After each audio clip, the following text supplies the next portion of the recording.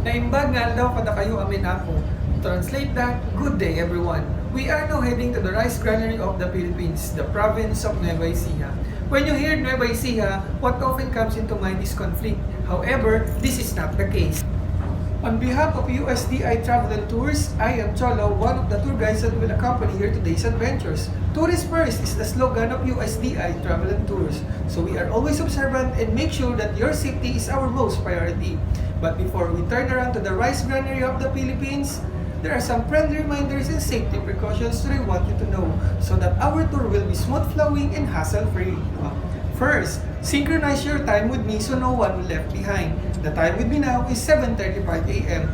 And always be mindful to your belongings. Always ensure to wear your face mask, face shield, and always bring sanitizer as part of your hygiene. And if you're not feeling well, we have here the first aid kit. Second, please always pay attention to my instruction and because of the time so we can maximize our tour. If you hear me whistle once, it means you can go and take a picture around the place. And if you hear me whistling twice and waving these flags, that means we need to go gather form in line and get inside the bus.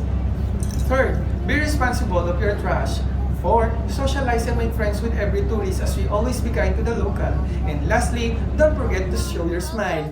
Hey guys, let me share some brief history from the rice granary of the Philippines, the Region 3.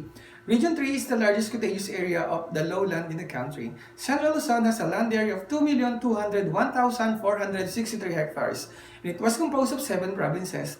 The 7 provinces are the Aurora, Bataan, Bulacan, Nueva Ecija, Pampanga, Tarlac, and Zambales. Central Luzon has 14 cities, 116 municipalities, and 3,102 barangays. Nueva Ecija province occupies the biggest land area of the Central Luzon, a landlocked province in the Philippines region. Its capital is the city of Palayan, while the Cabanatuan is the former capital and it is the largest LGU. Nueva Ecija is all-around destination with the great diving, hiking, bird watching, and surfing. It has a variety of landscape to explore, beautiful beaches to relax on, and urbanized cities that to wander around. Hi everyone, and now we're here to the first destination, the Minalungao National Park. It is the one of the most frequented tourist spot in Nueva Ecija. The Peñaranda River, which emanates from the mountain of Sierra Madre, flows through the park. You can enjoy swimming or bamboo rafting in its crystal clear and cold water, and huge limestone, rock formation, and thick forests are added to sight to see. Go on, take a picture and make a memory and have fun on our first destination. Welcome everyone to our second destination, the Peñaranda River Irrigation in San Jose, Peñaranda, Nueva Ecija. It is one of the largest dam in Central Luzon, built from 1925 to 1930. It is a farmland in Nueva Ecija, but is also popular among tourists, especially during summertime.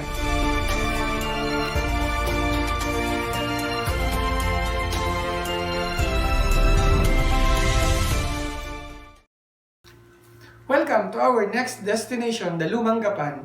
Lumang Gapan was recently inaugurated as one of the newest tourist attractions in Gapan City, Nueva Ecija. The heritage houses, the cobblestone street, and the vintage lampposts are the main features of the Lumang Gapan. Also, the ancestral house of Yula Valdez, Nida Blanca, Joe and Jay Taruk, and the old town hall of Gapan are all situated in this new tourist spot in Nueva Ecija province. And the last destination we're going to visit is the breathtaking one, Gabaldon Falls. The lure of Gabaldon, Nueva Ecija, located with the 200 hectares Sabana State Agricultural College. The 10-foot falls are surrounded by huge rock formation and rippling ice-cold water. Welcome to Gabaldon Falls.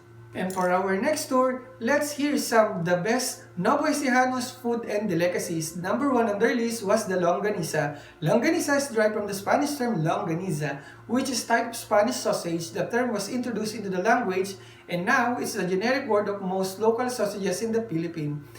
The hub extension of rural Nueva Ecija's Cabanatuan longanisa, locally known as batutay. It's made with ground beef instead of usual pork, and it also has sweeter taste, giving the sausage a great balance between savory and sweet, the batotay.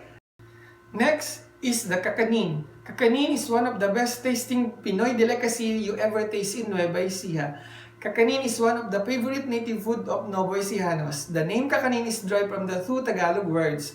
Kain means to eat, And kanin means rice. It's an umbrella term for the sweet made of glutinous rice and coconut milk, two ingredients that tropical countries like our have in abundance. Next is Buko Lumpia. If you are coffee and milk tea lovers who want something modern and fresh, check our Cafe Latte, the homegrown tea and coffee hangout in Cabanatuan City. Aside from serving mouth-watering beverages, one of the more unique items of the menu in Cheese Buko Lumpia.